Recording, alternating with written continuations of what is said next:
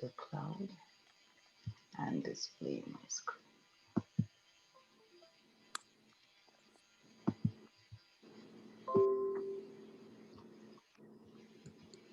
Okay, so everybody, welcome to our GYI Canada for the fall of 2020. We have a hashtag for our event. It is hashtag JMTGYI. Of course, today is Saturday, November 7th. My name is Glynis D'Souza. I have been with the John Maxwell team for about 3 years now. And we have quite a few participants that are going to be coming in even after we start, but we just wanted to honor your time and start on time.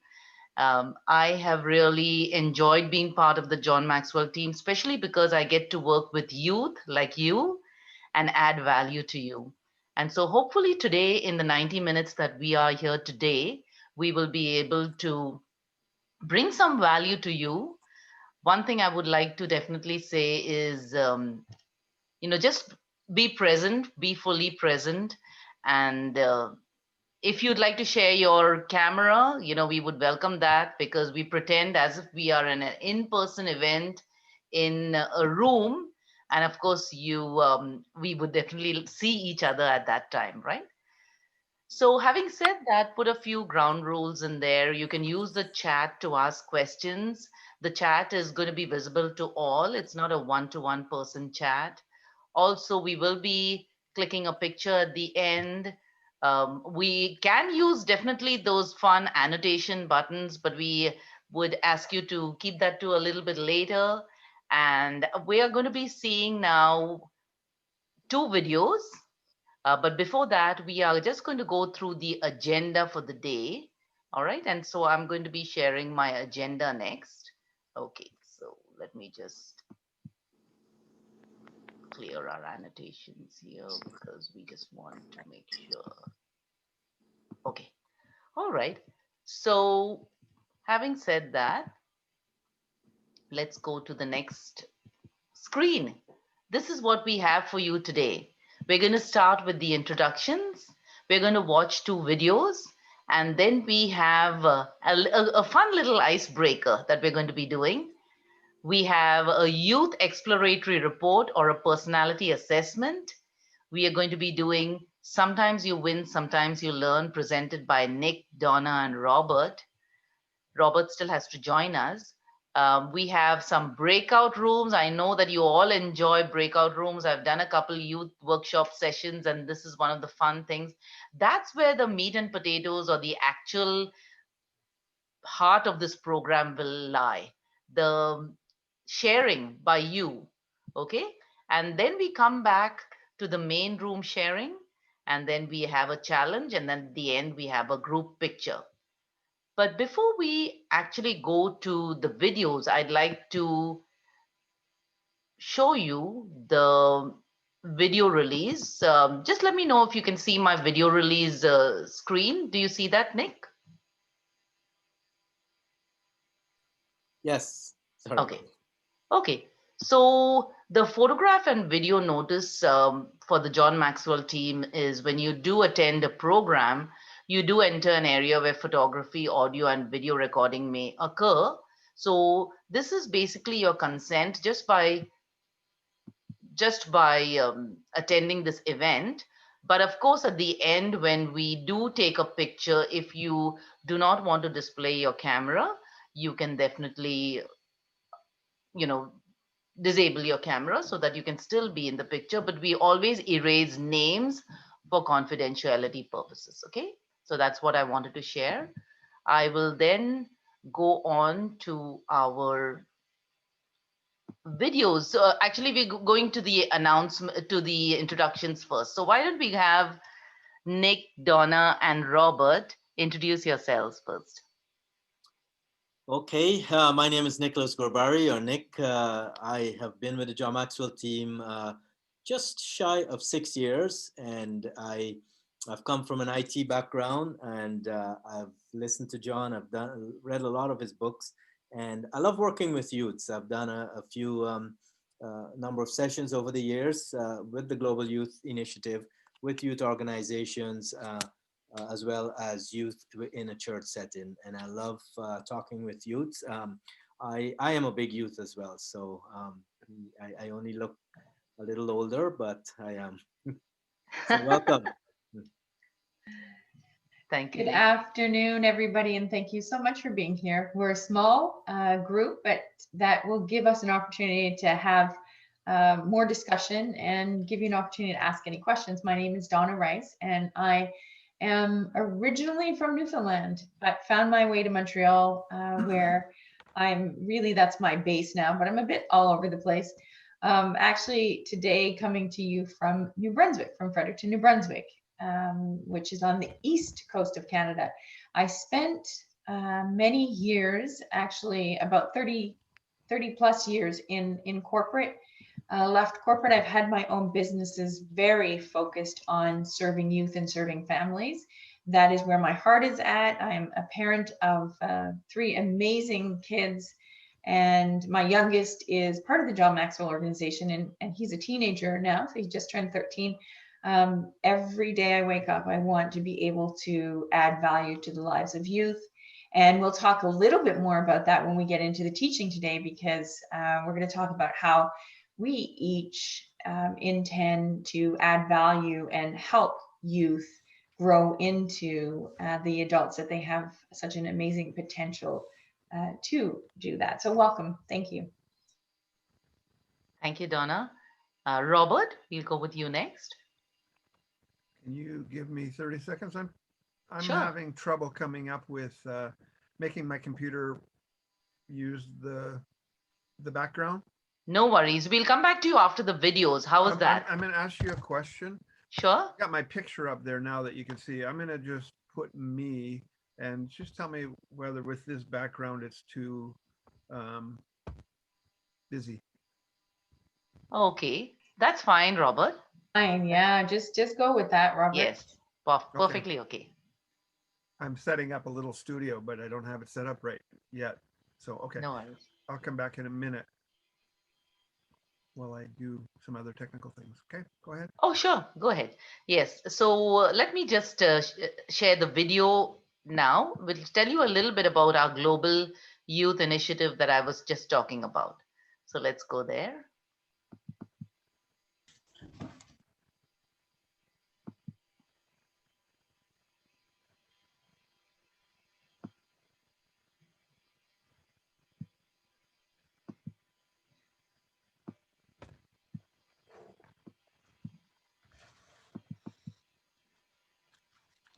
Today's youth face many challenges, struggles with Can you confidence, hear it? fear of failure, and bullying. Just Barely. to name a few. As parents, teachers, and youth leaders, Oh, we I have to can change do the battery in my something. hearing John aid. Maxwell team Back in a members are minute. ready in 160 countries around the world to serve you and your youth with our Global Youth Initiative.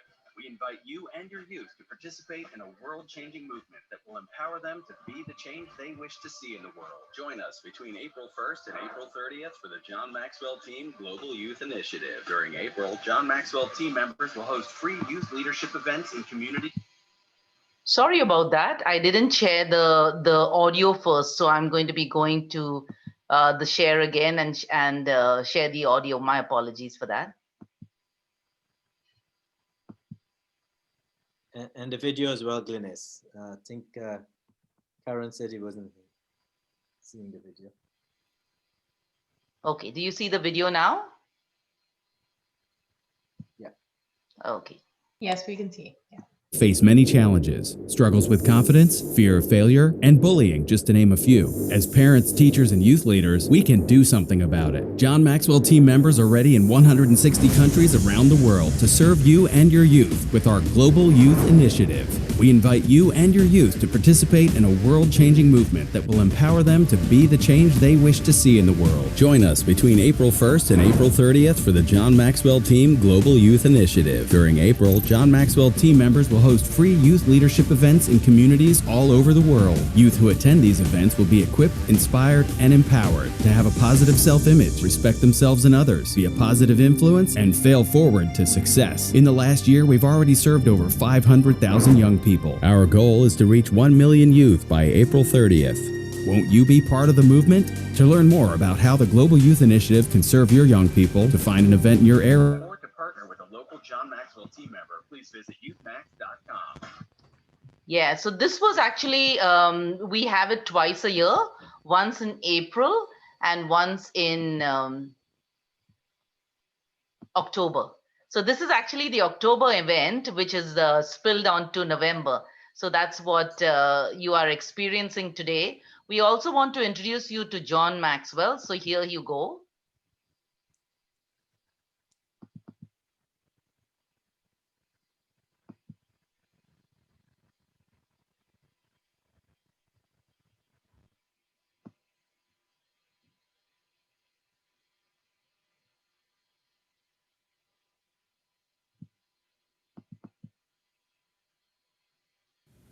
Welcome to Global Youth Initiative. While I cannot be with you today, one of our John Maxwell team certified coaches is there. Get ready this week to be inspired. Okay, so that was a little bit about John Maxwell and about the Global Youth Initiative. And that is the John Maxwell team that we were talking about. So now, before we go into our actual teaching or the self-awareness portion of it, Robert, are you okay to introduce yourself or?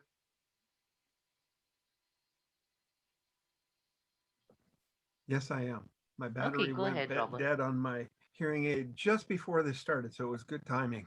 Okay. My name is Robert McKenzie. I've been a John Maxwell team member since 2015.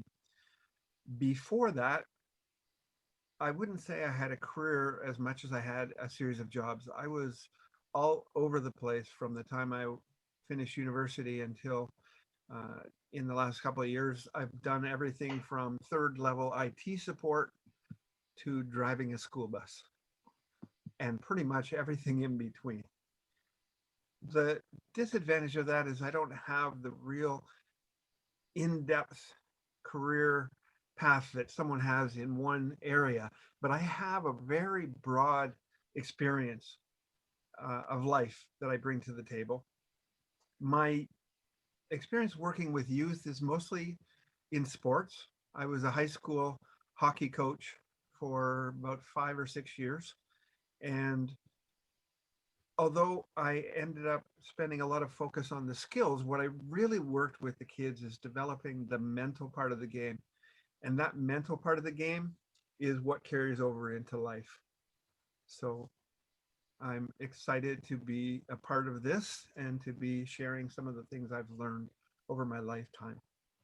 Thank you. Absolutely. Thank you so much, Robert. And, There, I hear you you know, now. absolutely. Yeah. And it shows that you're passionate about working with youth, and thank you to all of our JMTers for being here today to add value to our youth. Kudos to them because they've got very busy schedules, and just being here is such a wonderful way to add value to you.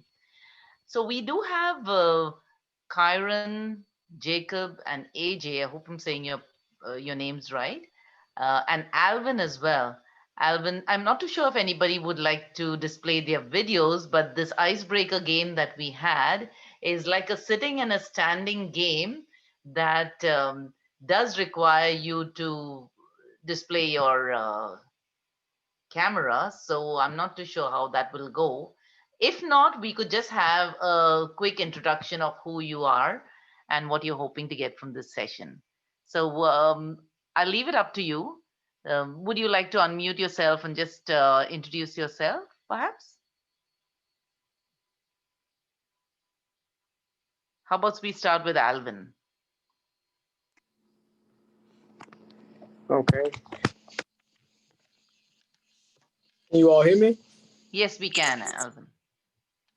My name is Alvin Buckley.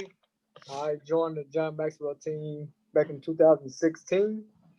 I'm from Mississippi. I am in Dallas, Texas now, and I'm excited to be here. Okay, thank you so much, Alvin. Good to meet you from Dallas, Texas. AJ, would you like to go next? No, man. Okay, all right. How about you, Kyron?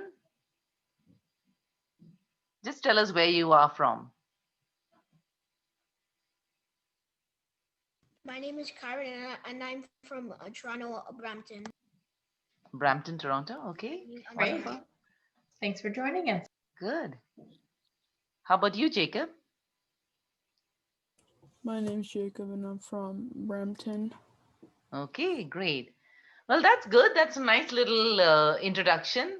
And, we can, I think probably we can play a little bit of the game. Is that okay with you guys? Except that I won't be able to see who's sitting or standing, but maybe you can sit and stand depending on where you are. We'll leave it up to you. But this game goes this way. It is when I read out the sentence, if you have done what it says, then stand up. But if you haven't done what it says, like for example, have you ever been on a roller coaster? If you've been on a roller coaster, then you stand up. But if you haven't, then you keep sitting. Okay, so it's just for us to get a little bit of an exercise, because very often we are just stuck in Zoom calls sitting on a chair, right? Would you agree? Mhm. Okay, so let's go that way. I'm going to look at my questions here. And okay. And Glennis, I'm not going to stand up because my green screen will fall. But I'll just raise my hand. Oh yeah, that's right. That's what you can do too. In fact, that's a good idea. If you don't feel like standing up or whatever, getting some exercise, and you just use the emojis over there to raise your hand virtually, or actually raise your hand if you're sharing camera. Okay, we'll do it that way. Okay, have you ever met a celebrity?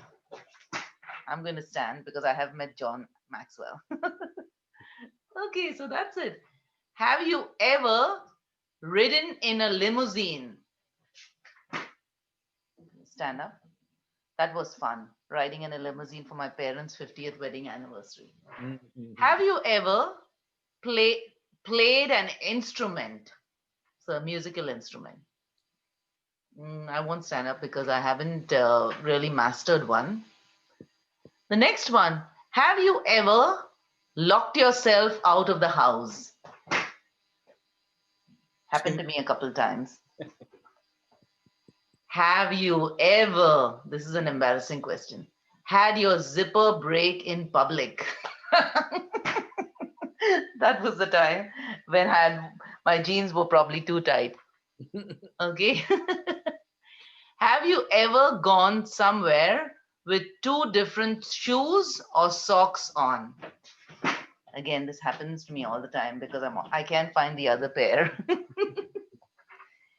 Have you ever put something in the oven to bake and forgotten about it? As you can see, I've done most of these things. Have you ever sang in the shower? All the time. My studio. The only place Have I'm you allowed ever? to shower. You sing in the shower, yeah. That's the only place I'm allowed to sing. Have you ever binge watched Netflix for 12 hours straight? Okay. All right. So those were a few questions. I hope you enjoyed those. Just a little bit of exercise. If you're just, it kind of breaks the ice a little bit. Did you all enjoy that? I hope you did. I did, and especially Glynis, that you asked about Netflix, and I don't have a Netflix account, but they told me that they're going to close my account if I don't. So that's it. Yes, AJ, unless we want to continue, that would be really fun. Do you have any questions you would like to ask the team? No, Mel. Okay. Would you like to continue playing for a few more minutes? Yeah, no, but we are getting to, pardon? Yeah, we are going to get into the fun part now, which is the know yourself portion. Okay, so everybody's ready for this portion. I would like to have you have a notebook, a piece of paper or a notebook, and write down the numbers 1 to 19. Can't really see it because my virtual background doesn't allow me to share stuff, I suppose. But have a notebook and write the numbers 1 to 19, one below the other. Okay? Some of you may have done this exercise before, but it's always nice to have a refresher. and do it again. So Can we just check for a moment? Does everyone have a piece of paper and pen handy? If not, if you need to go and get one, just let us know and we'll wait a few minutes for you. that's right. If you do have a piece of paper and a pen handy next to you, you can just use the reactions button there to give us a thumbs up.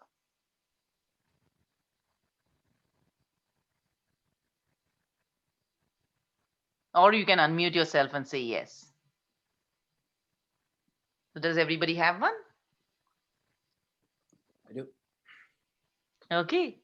Kyron, Jacob, and AJ, do you all have your piece of paper and your pen? Yeah. Okay, AJ, we'll give you a few moments to get yours. Yeah, okay.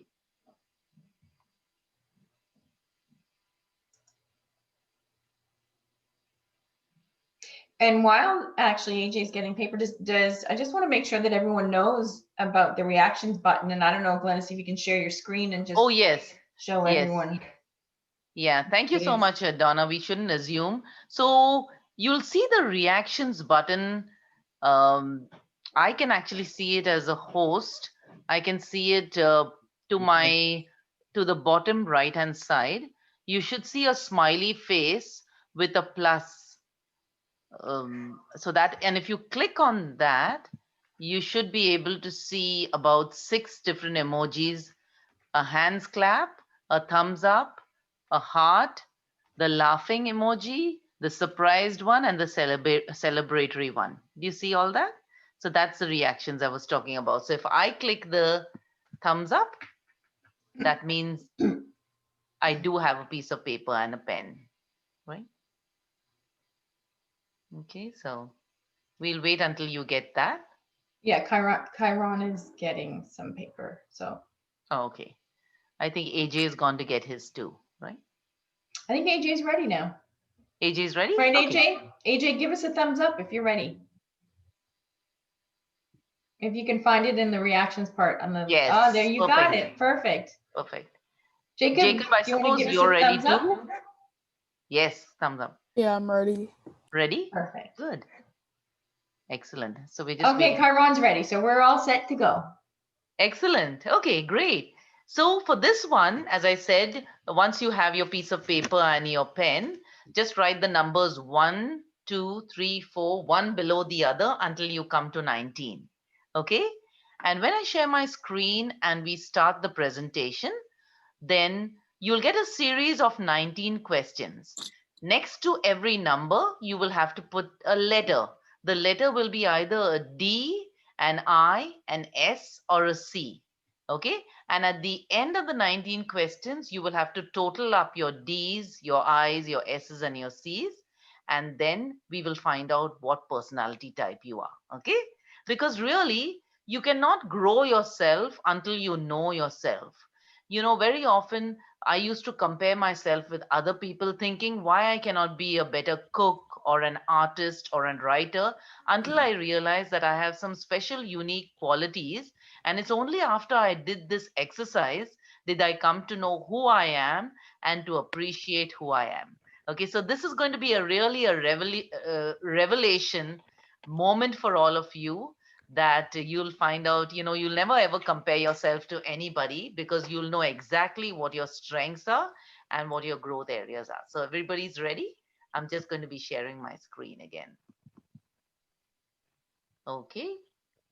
So you can see my screen, I suppose, right? Yep. Okay, so this is called the Youth Exploratory Report.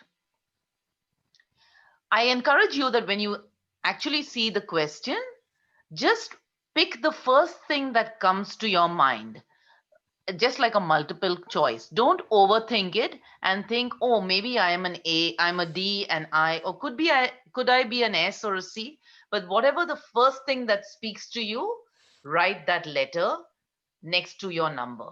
Okay, and if you have any questions, you can type that in the chat, or if you'd like me to go back one slide, etc. Okay, so ready? So this is going to create a future where you will shine so bright you'll need dark glasses. Okay. Mm-hmm. So let's discover your likely top style. Okay, question number 1. People often encourage me to slow down, listen, hurry up, or try something new. Whichever one speaks to you first, write that letter next to your number on your piece of paper. Is that clear? So I'm going to spend a couple seconds on each slide so that you have time. And then if you need me to go back to slide number 1, 2, 3, or whatever, just let me know. Okay. So recap is that you're writing the letter next to the number on your sheet. Next, if there is something I really want, I would work for it, ask for it, save for it, or plan for it. You'll see the letter next to the choice of answer. So it's either a D, an I, an S, or a C. Put that letter next to number 2.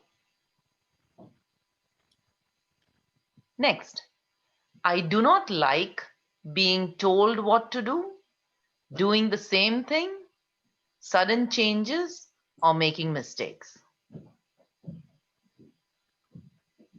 What's the first thing that comes to your mind that would most reflect you?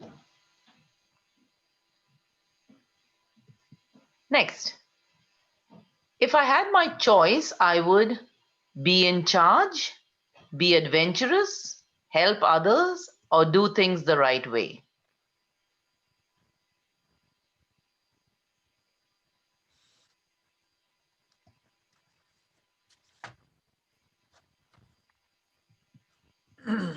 Next, when I'm doing something, I usually do it quickly, procrastinate. Procrastinate means thinking that you'll do it later, always keeping things to do it later. That is the meaning of procrastinate. I work with someone else, or I make it perfect. Which most describes you? Write that letter next to your number, next to the number 5.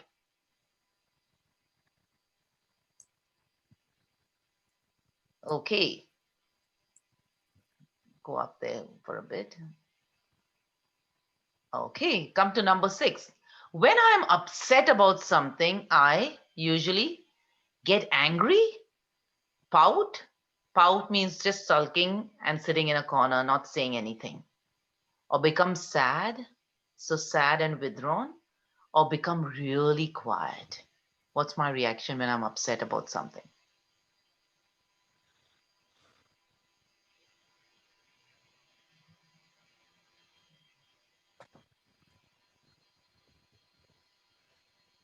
Okay. Number 7, I want to make my own choices, be with a group, do whatever makes others happy, or follow the rules. What do I most want to do? But this would be a decision-making question.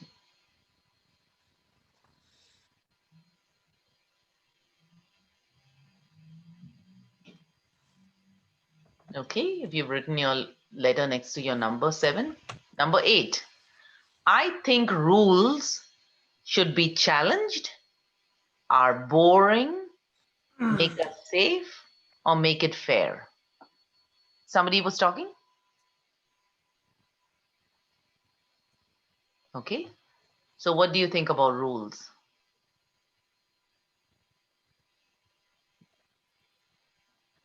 Okay. Let's go about when you hang out with your friends. When I'm with my friends, I am leading them, encouraging them, helping them, or planning with them. Okay, so what is the thing that you would most do when you're with your friends? I know this depends on different situations, but what is your first answer that you would pick?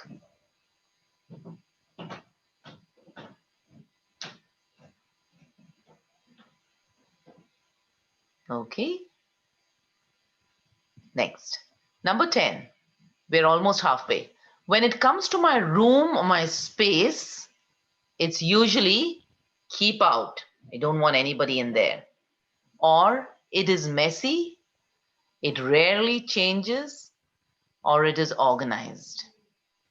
So pick the answer that would most reflect your room.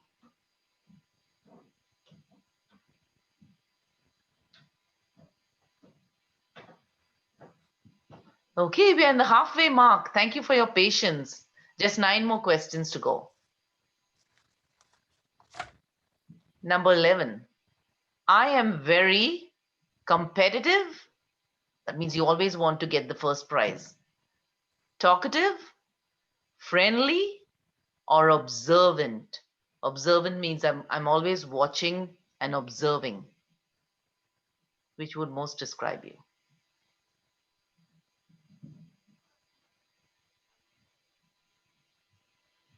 Okay. Number 12. Sometimes I am too bossy, forgetful, undecided, or picky. What do people most say about you?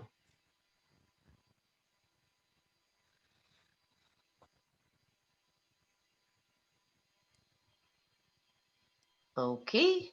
We come to number 13. People see me as serious, adventurous, calm, or careful. What do people see you as?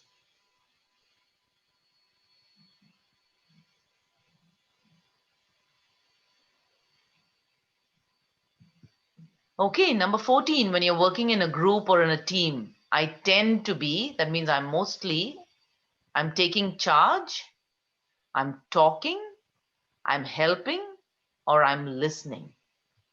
What's my behavior usually in a group? Many of you have worked on projects and on teams.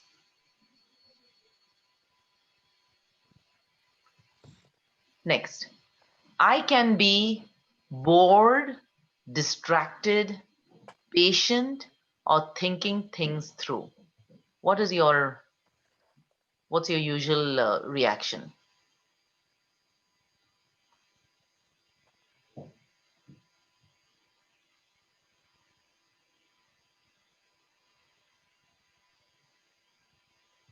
Okay. I am at my best when I am in charge, I am around others, I'm helping someone, or I do something perfectly. What makes me the happiest?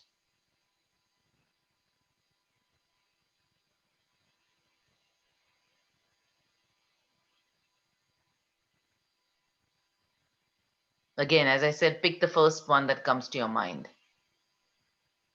Okay, 3 more to go. Number 17. When faced with something new, I will figure it out, jump right in, take time, or ask questions. What's my first reaction when I'm faced with something new?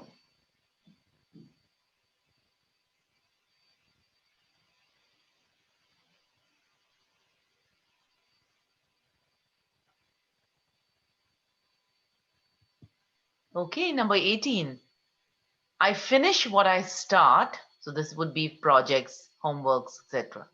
I finish what I start when I want to, sometimes, eventually, or on time. What's your usual thing when you have projects? Finishing them.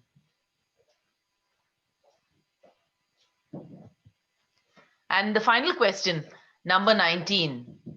I say things exactly the way I feel to make others laugh, to make others feel good, or after I have time to think. Okay, so what's your normal motive for saying things? Okay, and that comes to the end of our 19 questions. This is the time to either ask questions or this is the time to actually add up all of your numbers. So for example, make a total of your D's, a total of your I's, total of your S, and total of your C, and tell us what your highest number is. Now, you may have an equal number of D and I, for example, which means that you are a mix of personality D and I. Just press it. It'll come. Okay. And I am going to stop my share on this because we are going to then find out if you have finished your, oh, we have to hurry up. Okay. So when you finished your totaling up, just put either the thumbs up or unmute yourself and say that you're done. You can actually even You can rename. also type in the chat too. Yes. And you can even rename yourself if you want to put your personality on there. For example, I can rename myself. If you don't know how to do that, I'll tell you. Click on the three dots on the top of your picture. On the right hand side, the three dots, you'll see the rename button. And you can just go to your name and put your personality type there. Just like you see me doing. I put in a DI because that's what my personality is. So you can choose to rename yourself if you like. All right. Again, it's on the three dots at the top of your picture, just next to the mute button. And then the drop down will show you the rename. Okay. So do you need more time, Jacob, Kyron? I saw AJ's thumb emoji on. Okay. So Kyron is done. Jacob, are you done?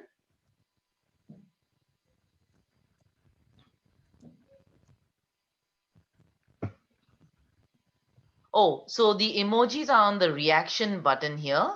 The reactions. Oh, but if you're logging in from a phone, I don't think you see the emojis, On right? the phone, a lot of times when you push and hold the screen, then that little menu at the bottom shows up.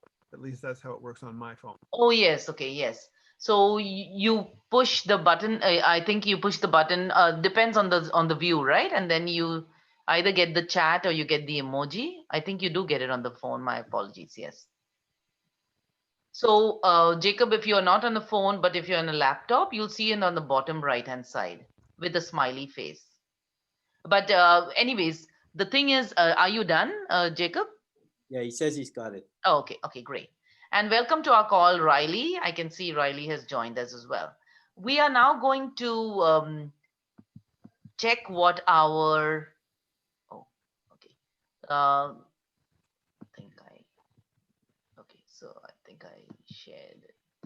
Okay, that's okay.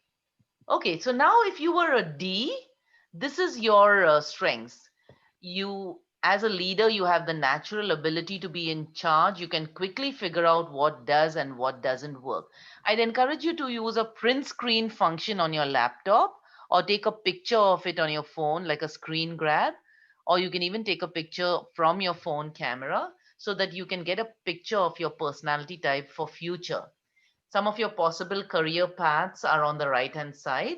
So you are a natural leader. You have the natural ability to be in charge. That's a D personality. Okay. Next, we have your I personality. Your I personality is magnetic. People are drawn to your ability to tell a story or make them laugh. Those are your possible career paths. And also those are some of your growth areas that you can see on the screen. Take a screenshot of it or take a picture with your phone. So these are our I personalities. Okay. So we went through the D and the I. Next, we come to our S personality. This S personality has a lot of balance and wisdom in your approach to problems, and that's a help to many people. Those are your possible career paths, and those are your strengths and your growth areas. So here's a shout out to our S personalities. Okay, so take a screenshot of that. And finally, our C personalities are comfortable with and prefer details. You excel at planning and organizing. You are focused on your long range goals. Those are some of your possible career paths, and those are your growth opportunities and your strengths. So take a picture of it as well. Now you really know whether you're a D, I, S, or a C, and you can actually learn to appreciate yourself. Okay. So you want to create a future where you shine and dream big. Of course, take help from either your parents, your teachers, your guidance counselors, etc. And really, we hope you shine by knowing your personality. Um, so this is going to help your future goals as well. Any questions before we actually go to our next session? Do I have to repeat anything or go back to any of the personality types?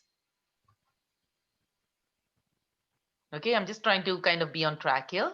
So before that, so after that, now we're coming to our turning losses into wins. We're going to go through 3 loss traps, and this portion is going to be conducted by Donna, Nicolas, and Robert. So why don't you take it away, Donna?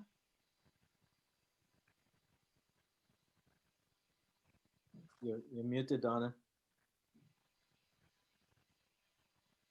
You're muted, Donna. Okay.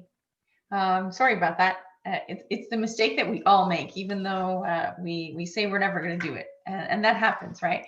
That's one of the things that we're going to talk about today is mistakes, among other things, and the lessons that you're going to learn in the next 15 minutes or so are lessons that are taken from John Maxwell's book, Sometimes You Win, Sometimes You Learn for Teens. And I'm sure you've heard the phrase very often, and maybe you've used it yourself. Sometimes you win, sometimes you lose. Well, we don't look at it that way because we look at it as a learning opportunity. And I think that Nick is going to do the first lesson from this book, and he's going to talk about comparison and perfection.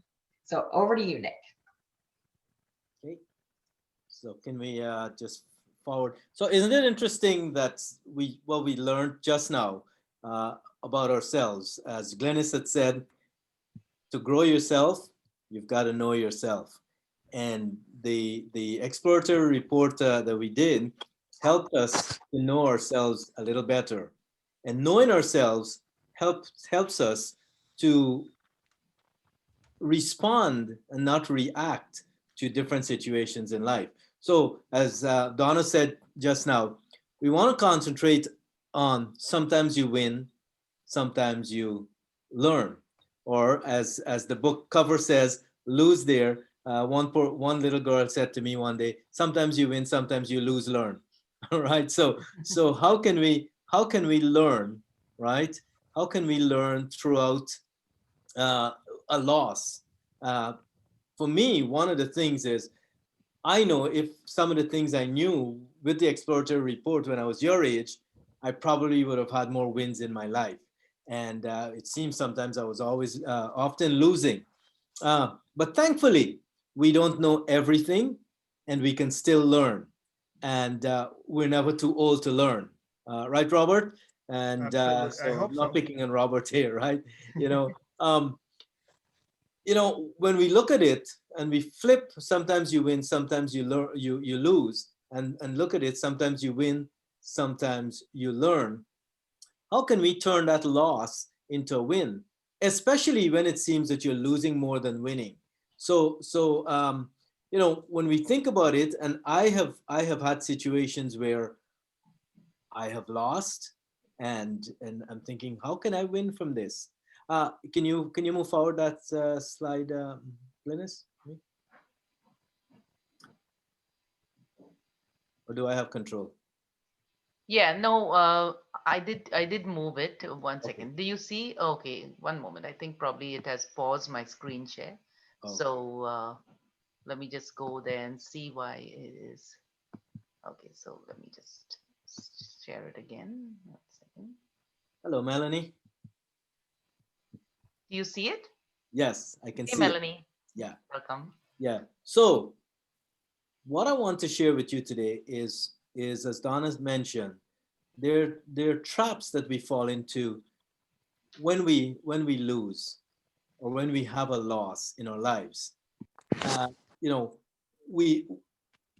When we are winning, it builds our confidence, but a loss creates a gap between what I did and what I should have done.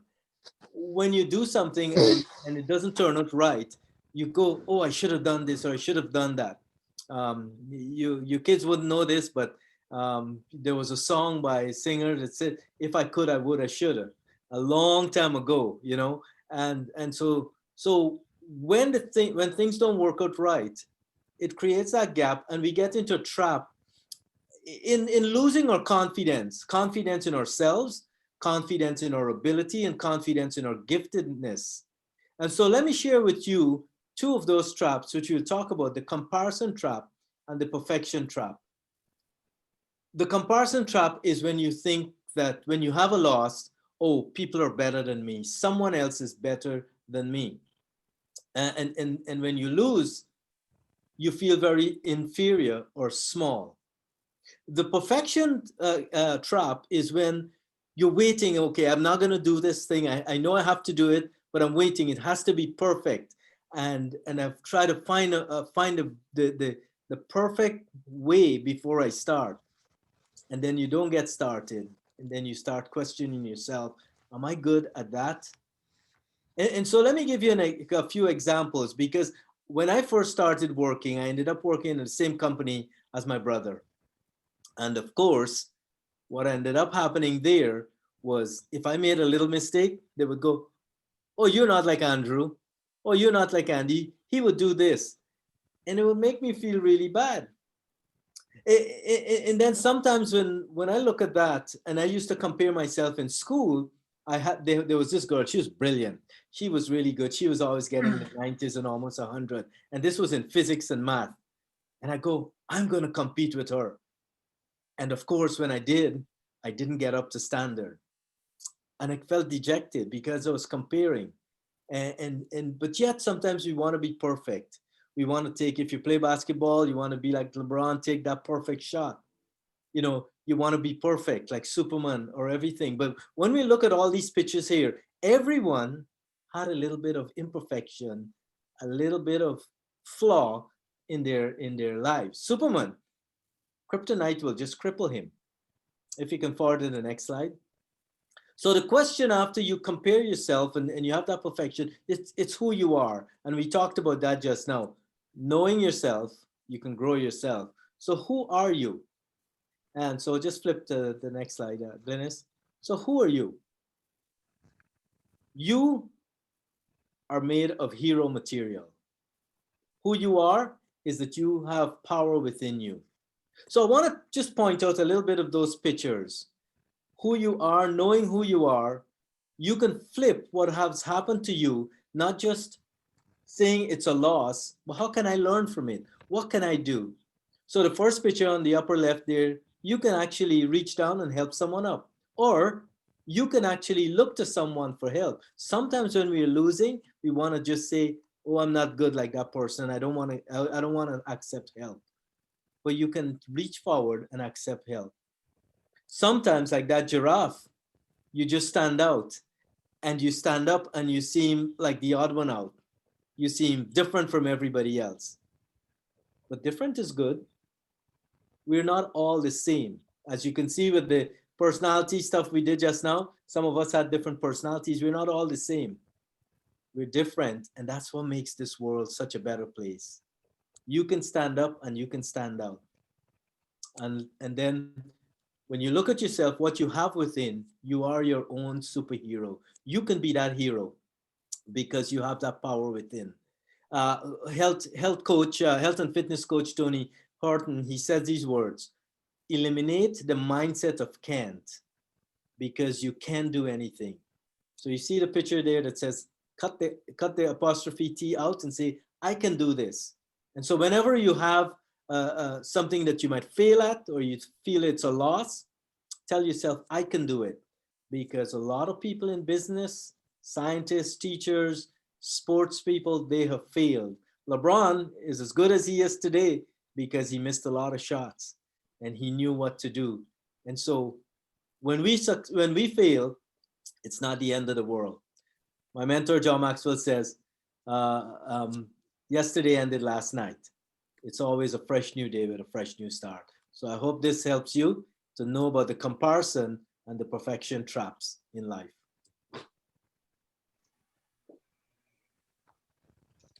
Thank you, Nick. That's great. And Glennis, I sent you a message in the chat. I just wanted you to have a look in terms of our timing and so on. Yeah. So just to give you a heads up. So that was great, Nick. And those are definitely two traps that very often I know that I've fallen into in the past. And we wanted to share some of this information for you to reflect upon, for you to think about whether or not you found yourself in that situation in the past before, and to guard against it in the future, because nobody likes to be trapped, right? When you're trapped, you can't move, you can't get out, you feel like you're stuck. And it's not fun being stuck. So two of the traps that I want to talk to you for a few minutes about today are, first of all, the mistake trap and the embarrassment trap. And they go hand in hand. They go those two traps are best buddies, because what happens often when we make a mistake, we do get embarrassed. And making a mistake, or our fear of making a mistake, is often something that holds us back.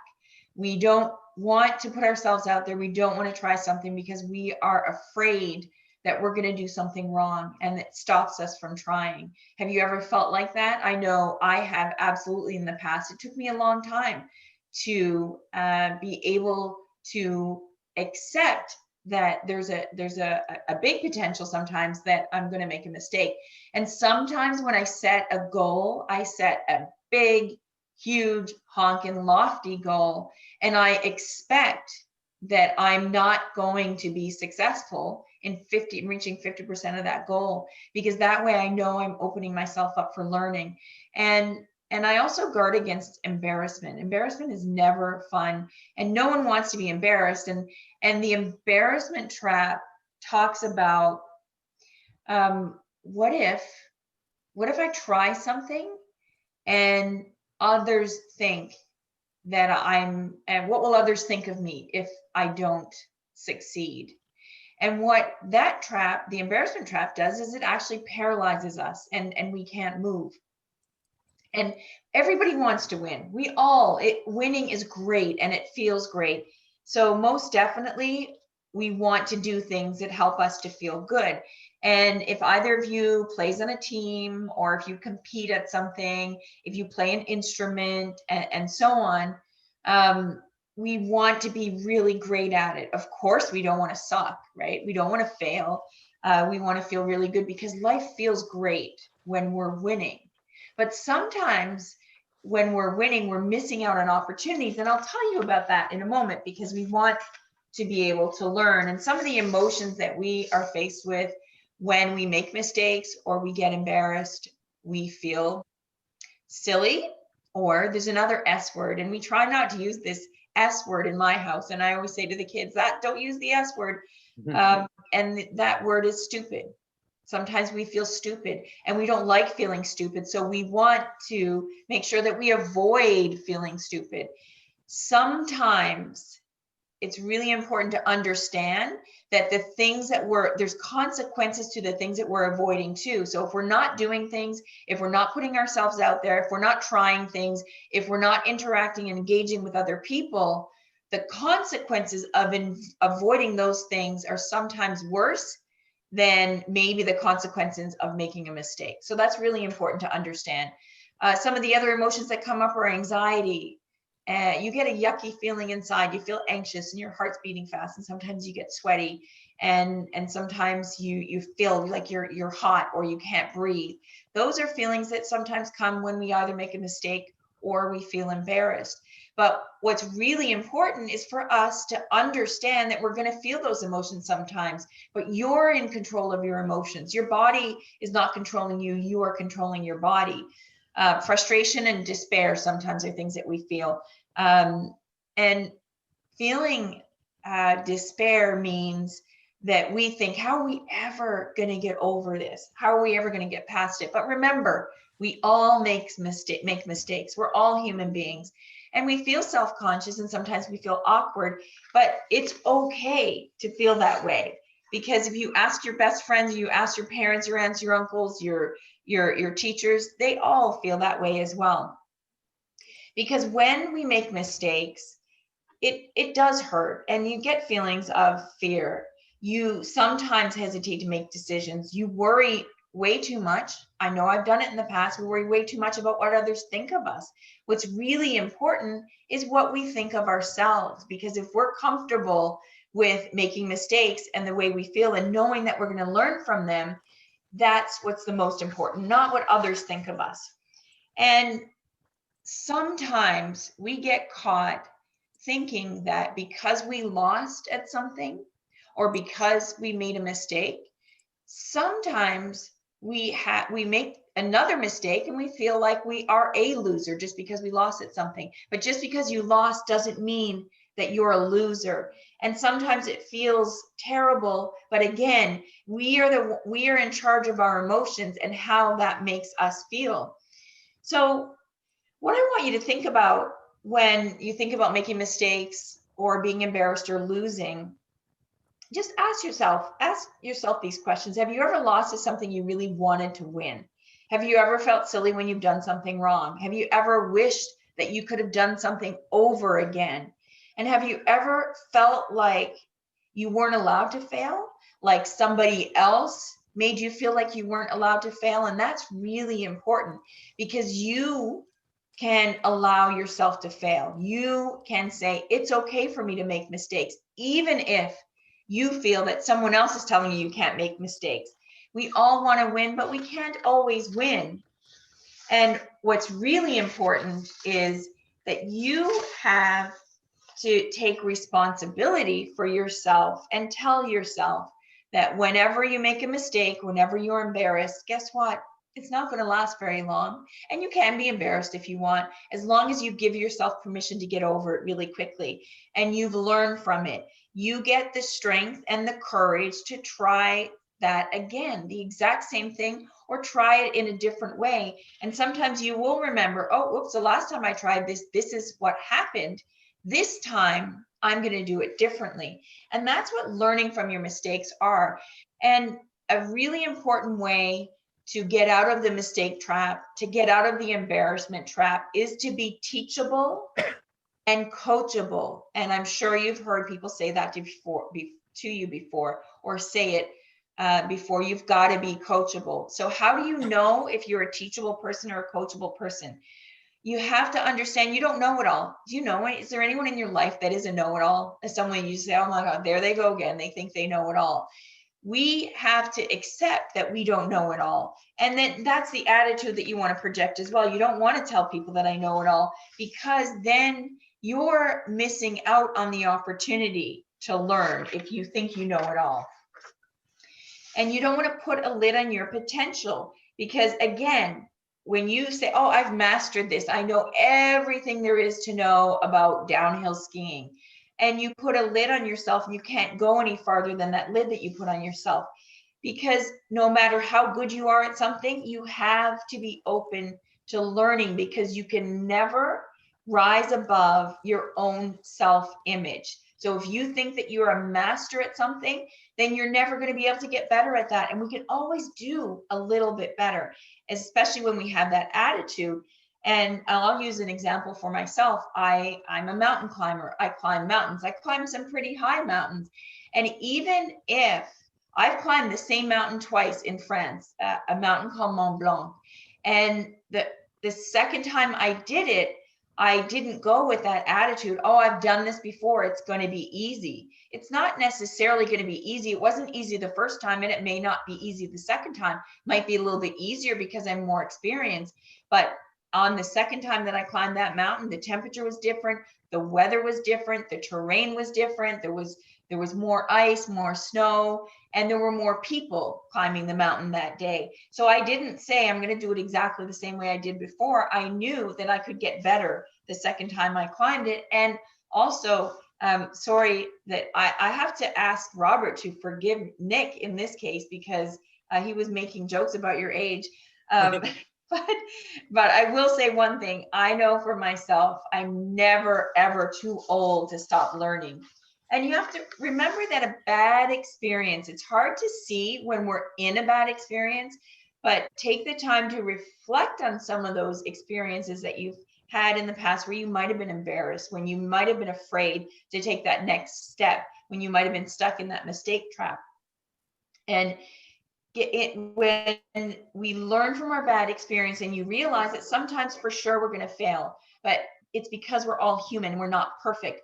Sometimes it helps to learn to laugh at yourselves. Have you ever been in that situation where you've made a mistake and you just laughed at yourself afterwards? Because you know what, it actually helps. It helps us feel better, and helps us to move forward. And we don't judge yourself. Don't be that person who's going to be really, really tough on you. And don't give up, because you know that you can learn from every single experience. And there's a few quotes that I want to share with you, and then I'm going to turn it over to Robert. So, Robert, a couple of quotes. I have a quote wall right in front of me right now, right behind my computer. And these are a few quotes that I thought of today that I wanted to share with you. One is, if you want to live your best life, you have to be your best self. And being your best self means that you don't get caught in those traps: the perfection trap, the comparison trap, the mistake trap, the embarrassment trap. Secondly is, don't compare your chapter 1 to someone's chapter 10.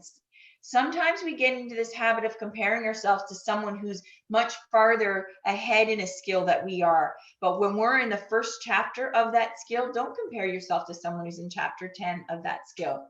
And remember, things happen for us and not to us. So even if it's a loss or a mistake, it happened for us. It didn't happen to us. It doesn't make us a loser. Life is, and I know my friends and colleagues on the line here today have heard this many, many times. Life is about 10% what happens for us or to us, and 90% how you respond to it. Remember, I said you have control of your emotions. You absolutely do. You control your emotions and how you respond to something. And the last quote that I want to share with you, and then I'll finish off with one other important point. But the other thing that is a guiding principle for me is pivot, don't panic. So imagine you're in a basketball game. Some of you guys have probably watched basketball, you've played basketball, and you're on the basketball court, you've got the ball, but you're surrounded by people. And what do you have to do in that point? You have to pivot. Don't panic, because if you panic, what's going to happen? So there's two parts. I like to think of my brain in two floors. You've got the downstairs floor and the upstairs floor. It's the downstairs floor that manages all your emotions and manages that fear, flight, or fight response or freeze response. So if you let your downstairs brain control you when you're on that basketball court and you should be pivoting, but you panic instead, you're not going to be able to move. You're going to freeze. You're going to take flight, or you're going to collapse. Pardon me. But what you need to do is you need to pivot. So pivot, don't panic. And also, if you find yourself in a situation where you're caught in one of these traps, think about what you would say to a friend who's caught in that trap. So imagine your friend comes to you and they say, I'm afraid to make a mistake. I'm afraid to embarrass myself. I'm afraid of what others will think. I keep comparing myself to others. What would you say to your friend in that situation? And think about that. Even write it down. And then when you're in the situation yourself, say those same things to you. That's really, really important. So thank you very much for letting you share some of those thoughts today. And I'm going to turn it over to Robert, and he's going to talk about the final traps. The self-image trap. First of all, welcome, guys. I'm glad you took a few hours out of your Saturday afternoon. Gorgeous day out here in Southern Ontario. You could be out in the air enjoying that, but here instead, you've invested to grow yourself. And I want to congratulate you for that. Thank you for coming. When I was listening to Nick and Donna, I was taking notes. I've got a whole bunch of things written down for me to think about. They both made reference to my age. Yes, I am old. Even to them, I'm old. So to you, I'm like a grandfather, okay? So just think of me as a grandpa sharing you a little about my life experience. I'm not going to try and teach you any specific thing. More, I'm going to teach you, I think, I'm going to share with you something I wish I had learned when I was your age. It would have made the journey of my life so different. I almost said so much smoother, but it might not have been smoother. It might have been bumpy in a different direction. but it would have been so much different. When I was a teen, I really struggled with self-esteem and liking myself. I had family problems, and I always questioned, do people like me? Am I good enough? I found my refuge in hockey. In high school hockey, I had an amazing coach for 5 years. And he ended up, over my life, going from being a coach to being a mentor to being a friend. And he was, in a lot of ways, my safety place on the rink in hockey when I was in high school. In my 20s, I struggled with self-esteem and liking myself. Then, when I was in university, I had a girlfriend, 4 years, break up with me, and that I thought the world ended. I wasn't lovable, and I failed out of university. In my 30s, there's a repeating theme here. In my 30s, I struggled with self-esteem and liking myself. Then it was keeping jobs and having any relationships and things like that. I felt when I went into my 40s, the theme continued. I really struggled with my self-esteem and liking myself. I was alone. I had lost a job and went into a dead-end job, and life seemed really like I'm a complete failure. No one loves me. That was the image I had of myself, and it didn't serve me.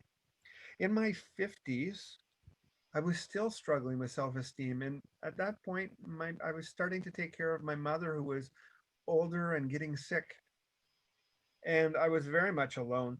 But I ended up making friends with somebody over the internet because I'd taken care of my mom all the time. I didn't get to go out much, and over a period of time, she taught me some remarkable things about myself.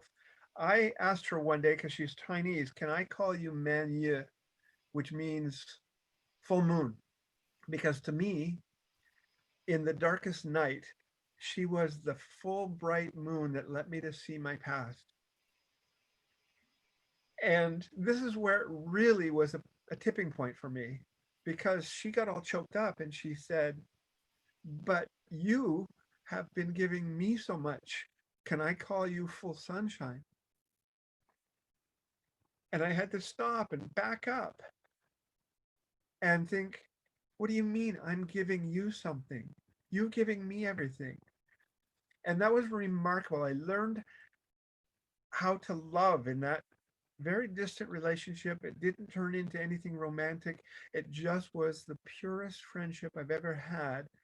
And we helped each other so much. And she helped me see me, the true me, when I let go of everything and I let my ego go and I let my comparison things go, when I let my need to be perfect go, when I let my falling into mistakes trap and embarrassment, and I let all of that go, and I just met somebody one-to-one, me, Robert, to Man Ye, it could be magic and we could blossom. And I started to learn who I was.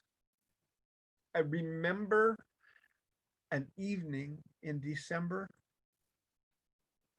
in the month that my mother went from home to a nursing home, and I had to get everything out of her home. And I went through a bunch of old letters that had been in their basement since I was a teenager. And I went through them and I was reading letters from old girlfriends and old friends. And I literally almost laid down on the floor in the basement and sobbed and cried. And for the first time ever, when I was in my 50s, I realized I was lovable. I am lovable. And from that moment on, it wasn't overnight, but from that moment on, my life started to change. I started to understand that I was enough. I can grow today, so I'll be better tomorrow, but this moment, I'm enough. Don't ever forget that about yourself. Always keep growing. Don't fall into the trap of I'm going to dedicate myself to endless learning, because at one point in my 40s, my friend described me as the only person she knew who knew more useless information than she did. Learning doesn't help you anything if you don't grow. So dedicate yourself to growing every single day. That will mean you have to keep learning, right? But if you just dedicate yourself to learning, that's not the high point. The high point is dedicating yourself to keep growing. You are enough right now, this moment, but you can be better tomorrow. And tomorrow you'll sit down and say, I've learned something since yesterday. I've grown and I'm enough, but I can grow tomorrow.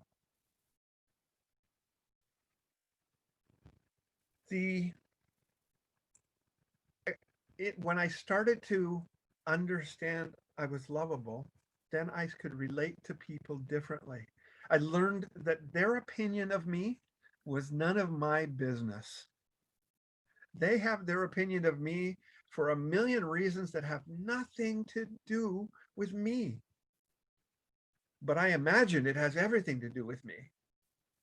Other people think of you less than you think they think of you. What's more important, I think it was Donna that said, is what do you think of yourself?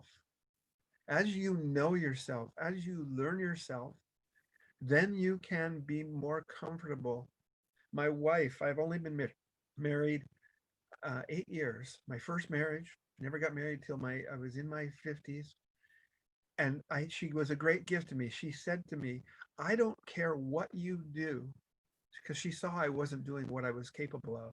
I don't care what you do, just find something you're passionate about and do it. And I had to come back to the lesson Nick was talking about and that Glynis was talking about at the beginning, about knowing yourself, knowing who you are, knowing what your talents and strengths are, knowing what passion excites you, and then growing in that. I love to talk to an audience. I will get nervous and everything before, but the moment I start talking, I love it. I feel relaxed. I'm calm. Everything flows. For some people, that's 180 degrees the wrong direction. It doesn't matter. What is the talent that you bring to the world? I don't know whether you believe in God or whether you don't believe in God, but the message here is the same. You were created in an extremely unique way with a unique, special collection of skills and talents, right? Whether that comes from a God that you believe in, and a lot of the people on this call there, or whether you're completely secular and you don't, even then, the energy, the creative force of the energy is expressing itself in you. The same thing that made the stars is made you. So find out what that energy is in you. Embrace it. Learn to grow with it. Learn how to share it to help other people. Because it is in the giving that we get. It's in giving away your spirits, your talents, your gifts, that your spirit, talents, and gifts become uplifted. So hopefully you never have to wait until you're in your 50s to learn you're lovable. You are. Fundamentally, just because you walk on the earth, you are lovable. You might be not so likable, but that's a different question, and you can work on that. Don't confuse the two. The other thing I want to say, I've stood on the edge thinking about wanting to die. And 3 things I learned that helped me come back from that. One was, I am lovable. The other is, this too shall pass. Donna mentioned when you fail and it hurts, it feels like it's going to last forever. Well, sometimes it lasts a long time. Like I remember in the 50 years ago, when I played high school hockey, we went to the All-Ontario finals and I was a goalie. And I remember how both goals were scored on me. But the pain of that went away a long, long time ago because it didn't define who I am. It was a hockey game. When my girlfriend in university of 4 years broke up with me, I thought I would be alone for the rest of my life. I'm incredibly happily married now. And the last thing of those 3 lessons is emotions are not reality. When we're wrapped up in our heads and we're feeling all of those emotions, Donna referenced a lot of them. When we're feeling them, we think they're real. They're not. They're just a feedback loop in our body to give us a message. All the quote unquote bad things that happen to us are just feedback. We can take every single thing that happens in our life and learn from it. And it's always easier to learn from it if it's something that stopped us from going where we want to go. So to sum up my talk, and I really think in a lot of ways it sums up what the other 3 people have said as well. You have to know yourself to grow yourself. That's what Glennis was all about starting, and Nick expanded on that a bit. And then he talked about comparing yourself. Don't compare yourself to others. I'm going to adjust the quote that Donna said. Don't compare, she said, don't compare your chapter 1 to somebody else's chapter 10. I'm going to say, don't compare your chapter 5 to someone else's chapter 10, and don't turn around and compare your chapter 5 to somebody else's chapter 1. Because here's the thing, you are the most important person in the universe, but so is everyone else. You're not better than anybody. You're not worse than anybody. So don't compare yourself to them, because sometimes you're putting yourself down and sometimes you're putting the other person down, off the table. That, I think, sums up pretty much what I want to share with you. And don't think that just because you're 13, 17, 20, 25, 45, that where you're stuck at now is where you're stuck. I'm 66 and I never took up rock climbing until I was 60. Life is a grand adventure. Live it until the end. Thank you. I'll give it back to Glennis. Thank you very much, Robert. Thank you, Nick. Thank you, Donna. And thank you, everybody, for listening. Now, I just wanted to give a little bit of a caveat is that, we've heard some great information, but we really want to hear you share as well. So please forgive us if we take a few more extra minutes of your time, but we really would like to see what your takeaways are, the key takeaways from our lessons today, because we just wanted to have you share your ideas. So I'll pass this on section. So please, if you don't mind staying on for a few more minutes, I know we are almost to the end of our time. Donna, if you want to take this portion now to just encourage everybody to share maybe 1 or 2 key takeaways that they got from our sessions today. Perfect. Thanks, Glennis. And thank you, Nick and Robert, too. That was great.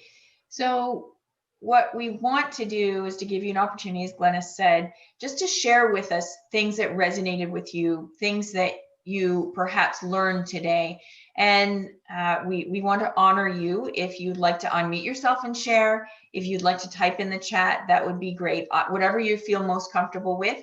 We'd love to hear your voice for sure. We'd love to see your face, but I'm actually going to ask AJ to share something with us, and maybe he will inspire everyone else to keep sharing. So sorry, and I was not AJ. I was going to ask AJ's dad to share with us, actually. Alvin, right? Yeah, I know. I was like looking through my screen. Alvin, if you want to